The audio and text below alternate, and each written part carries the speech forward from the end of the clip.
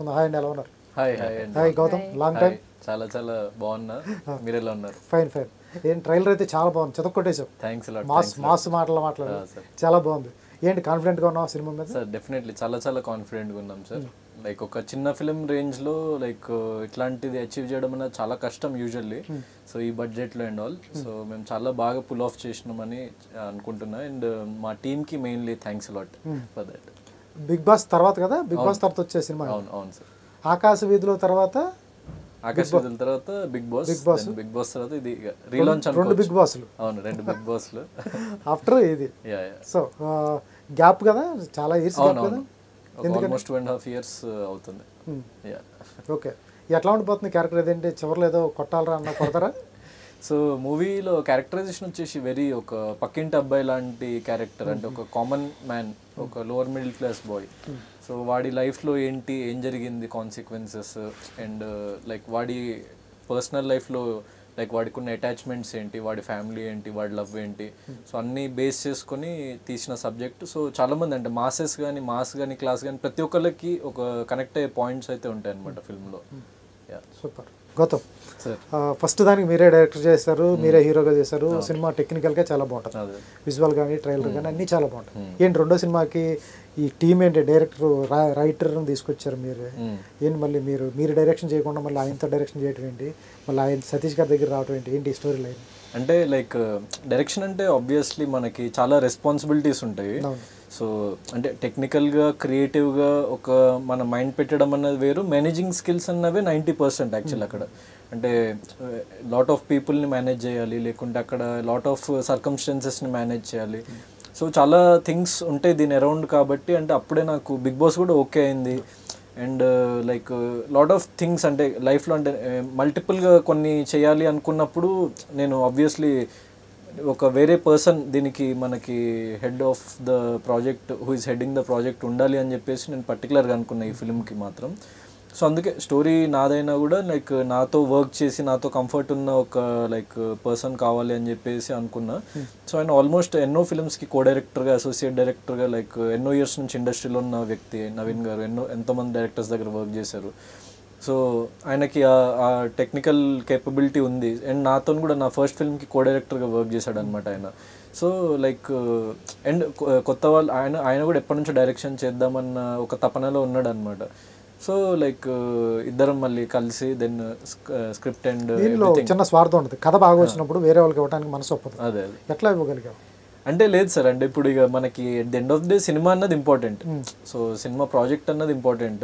ఇప్పుడు నేనే దాంట్లో యాక్ట్ చేస్తున్నా కాబట్టి ఇంకో పర్సన్ ఉంటే మనకి డెఫినెట్లీ హెల్ప్ అవుతుంది. అంటే మా టీం కూడా అంటే నేను చెప్తేనే చేయాలి, లేకుంటే నువ్వు చెప్తేనే చేయాలని ఎప్పుడు ఉండదు. అంటే every once decision is respected ఇక్కడ. అంటే ఇప్పుడు ప్రొడ్యూసర్స్ డెసిషన్, నా డెసిషన్, లేకపోతే డైరెక్టర్స్ డెసిషన్ కూర్చొని ఒక ఫ్రెండ్స్ లాగా మాట్లాడుకొని ఇది బాగుంది ఇది బాగాలేదు అని మాట్లాడుకొని తీసిన ప్రాజెక్ట్. కానీ ఎక్కడ మనకి అంత లైక్ ఈగోస్ అట్లా లేదు making wise and all. So చాలా స్మూత్గా అయిపోయింది షూటింగ్ ప్రాసెస్. మీరు చెప్పింది కానీ మీరు చేసిన లైన్ తర్వాత నవీన్ ఏదైనా డెవలప్ చేశారా దానికి? కొన్ని సీన్స్ ఆయన ఫర్ ఎగ్జాంపుల్ లైక్ ఇక్కడ ఇది బాగుంటుంది అని ఫర్ ఎగ్జాంపుల్ ఒక 2-3 ఎమోషనల్ సీన్స్ కానీ. సో నవీన్ గారనే కదా యాక్చువల్లీ ఇప్పుడు సతీష్ అన్న వాళ్ళకి తెలిసిన ఫ్రెండ్స్ లైక్ రైటర్స్ నుంచి. సో ఎనీథింగ్ మన మూవీకి ఒకటి బెటర్మెంట్ అవుతుంది అంటే డెఫినెట్లీ అంటే మా మూవీ టీం అంతా ఒకటి యాక్సెప్ట్ చేసి తీసుకొని అది చేసే సీన్. ఇప్పుడు ఒక సీన్ ఫర్ ఎగ్జాంపుల్ సతీష్ అన్న కూడా రాశారు ఒక సీన్, మదర్తో మంచి సెంటిమెంటల్ సీన్ ఉంటుంది అనమాట. సో ఆ పర్టికులర్ పాయింట్లో అది బాగుంటుంది అని చెప్పేసి ఆయన ఫీల్ అయ్యి రాశాను. సో అది కూడా లైక్ మేము షూట్ చేయడం జరిగింది, అది చాలా బాగా వచ్చింది అనమాట. సో అది కూడా ఉంటుంది ఫిలింలో అట్లా. సో వెరీ కొలాబరేటివ్ వర్క్ ఇక్కడ. Okay okay. ఎక్కడ లైన్ ఎక్కడది?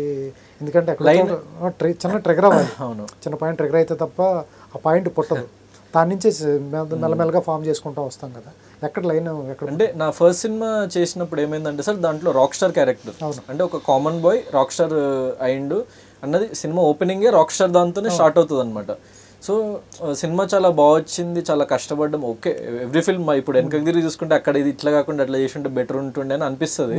కానీ ఓవరాల్గా చూసుకుంటే యాజ్ ఏ లైక్ నేను అప్పుడున్న ఏజ్కి, అప్పుడు మన కోవిడ్ టైమ్స్కి, దీనికి అన్ని చూసుకుంటే it's like a good film, decent film. కానీ ఏంటంటే ఎక్కువ మనకు అంత రీచ్ లేదు, జనాలకు తెలియదు నేను. సో అది ప్రోడక్ట్ని ఎక్కువ మేము ఎవరు వచ్చి మనకు అంత సపోర్ట్ చేయలేదు, పెద్ద బిగ్ హెడ్స్ కూడా. సో అంత రీచ్ చేయలేకపోయినాం జనాల్లోకి. అప్పుడు నేను ఆ ప్రాసెస్లో నేను తిరిగి ఆలోచిస్తున్నప్పుడు ఒక 7-8 months ఏం చేయలేదన్నమాట. యాక్చువల్లీ అన్ని వర్క్స్ పక్కన పెట్టేసి నేను ఐ వాజ్ అగైన్ రీథింకింగ్, అంటే నెక్స్ట్ ఏం చేయాలి అని ఆలోచించే టైంలో నేను ఏం చేసేవాడిని అంటే ప్రతిరోజు లేచి మార్నింగ్ నా రొటీన్ ఏంటంటే జిమ్ వర్కౌట్ అది చూసుకొని కార్లో డ్రైవ్ చేసేటోను ఒక 100 kilometers. సో ఎక్కడో అక్కడికి అంటే లైక్ మణికొండలోనో లేకపోతే జూబ్లీహిల్స్కి వెళ్ళి అటు ఇటు ప్రతిరోజు వెళ్తూ నేను బయట పీపుల్ని చూసేవాడిని. నేను నా 8 months ప్రాసెస్ అంతా ఏంటి ఈ స్టోరీ డెవలపింగ్ అంటే బయట రోడ్డు మీద వెళ్ళే జనాల్ని గమనిస్తూ ఉండడం. సో లైక్ టీ కొట్టు దగ్గర లేకపోతే షాప్ దగ్గర, సో లేకుంటే కొన్ని రిచ్ ఏరియాస్కి కొన్ని పూర్ ఏరియాస్కి అన్ని ఏరియాస్కి తిరిగినప్పుడు నాకు కామన్గా అర్థమైన పాయింట్ ఏంటంటే రిచ్ అయినా పూర్ అయినా మనిషికి కొన్ని హ్యూమన్ ఎమోషన్స్ అంటే లవ్ కానీ కెరియర్ కానీ లేకుంటే జీవితంలో ఏదో ఒకటి సాధిద్దాం అని చెప్పేసి అనుకునే తపన కానీ అట్లాంటివన్నీ కామన్ పాయింట్స్ అనమాట ప్రతి ఒక్క హ్యూమన్ బీయింగ్లో ఇన్బిల్ట్ ఉండేవి. సో అట్లాంటి పాయింట్స్ మీద ఒక జస్ట్ ఒక లోవర్ మిడిల్ క్లాస్ బాయ్ వాడి స్టోరీ చెప్తే జనాలకి ఇంకా ఎక్కువ రీచ్ అవుతుంది కదా. సో నాలాంటి కొత్త ఆర్టిస్ట్ నుంచి జనాలు ఎక్స్పెక్ట్ చేసేది అది కదా. అంటే గౌతమ్ ఏదో చేసిండు అన్నట్టు కాకుండా గౌతమ్లో వాళ్ళని వాళ్ళు చూసుకోవాలి బేసిక్గా. సో అది ఈ సినిమాకి మెయిన్ కోర్ పాయింట్ నేను పెట్టుకుంది. సో ఆడియన్స్ అనే చూసేవాడు ఒక 5-10 minutes తర్వాత నేను ఇప్పుడు బిగ్ బాస్కి వెళ్ళి వచ్చిన గౌతమ్ ఇతను అని అదంతా మర్చిపోయి 5 to 10 minutes into the film వాళ్ళు ఆ క్యారెక్టర్ కనెక్ట్ అయిపోయి అరే ఇది మనతో కూడా జరిగింది కదా అని సిచ్యువేషన్స్ వాళ్ళని వాళ్ళు రిలేట్ చేసుకునేగలిగే లాంటి సిచ్యువేషన్స్ క్రియేట్ చేసి స్క్రీన్ ప్లే తీసుకున్నాము. అండ్ స్క్రీన్ ప్లే వచ్చేసి చాలా ఫ్రెష్గా ఉంటుంది. అంటే ఒక 2 hours టైం స్పాన్లో మనం 13 years ఆఫ్ లైఫ్ స్టోరీ చూపిస్తాం ఒక యంగ్స్టర్ది. అంటే వాడు 17 ఏళ్ళ వయసు నుంచి 30 ఏళ్ళ వయసు వరకు వాడి లైఫ్లో ఏమేమి జరిగింది, వాడు కాలేజ్ ఏజ్ నుంచి స్టార్ట్ చేస్తే దెన్ వాడు ఫైనల్గా వాడు ఒక కంప్లీట్ అడల్ట్గా మారిన ఏజ్ వరకు వాడి లైఫ్లో ఎన్ని గో త్రూ అయ్యిండు ఒక లోవర్ మిడిల్ క్లాస్గా, వాడి రెస్పాన్సిబిలిటీస్ ఏంటి, వాడికి ఎదురైన సిచ్యువేషన్స్ని వాడు ఎట్లా మలుచుకొని ముందుకు వెళ్ళిండు. సో అట్లా అవన్నీ. సో వీళ్ళ క్యారెక్టర్స్ అంటే ఇప్పుడు శ్వేత క్యారెక్టర్ కానీ రమ్య క్యారెక్టర్ కానీ లేకపోతే ఫాదర్ పోసాని కృష్ణమురళి గారు, అనితా చౌదరి గారు, వాళ్ళందరూ ఏంటంటే very very important driving force అనమాట స్టోరీకి. సో వాళ్ళ వల్లనే కథ మలుపు తిరుగుతుంటుంది, వీడి కథ మలుపు తిరుగుతూ ఉంటుంది అనమాట. సో స్టోరీ వీడి గురించి కానీ వాళ్ళ వల్ల వీడి కథ మలుపు తిరుగుతూ ఉంటుంది అనమాట. ఎక్కడో లిటిల్ బిట్ గ్రే షేడ్ కనపడుతుంది. గ్రే షేడ్ లేదు లేదా, very positive film. Grey shade అసలు చేస్తారు. Yeah definitely. అంటే like I want to do different types of films. నా ఫస్ట్ ఫిల్మ్లో ఉండే కొంచెం గ్రే షేడ్. సో దీంట్లో వెరీ పాజిటివ్ అండ్ వెరీ చాలా మంచి కుర్రోడు, మంచి అబ్బాయి. అంటే ఎవరేమన్నా కూడా లైక్ అది యాక్సెప్ట్ చేసేసి వాడు ముందుకెళ్ళిపోయి పడే రకం అనమాట. ఎవరిని తిరిగి ఒక మాట అనే రకం కాదు. సో అట్లాంటి ఒక వెరీ కామన్ ఒక యావరేజ్ బాయ్ స్టోరీ. అంటే అందరికి అర్థం కానిది ఏంటంటే ఒక యావరేజ్ వ్యక్తి లైఫ్లోనే ఎక్స్ట్రాడినరీ సిచ్యువేషన్స్ ఉంటాయి మనకి.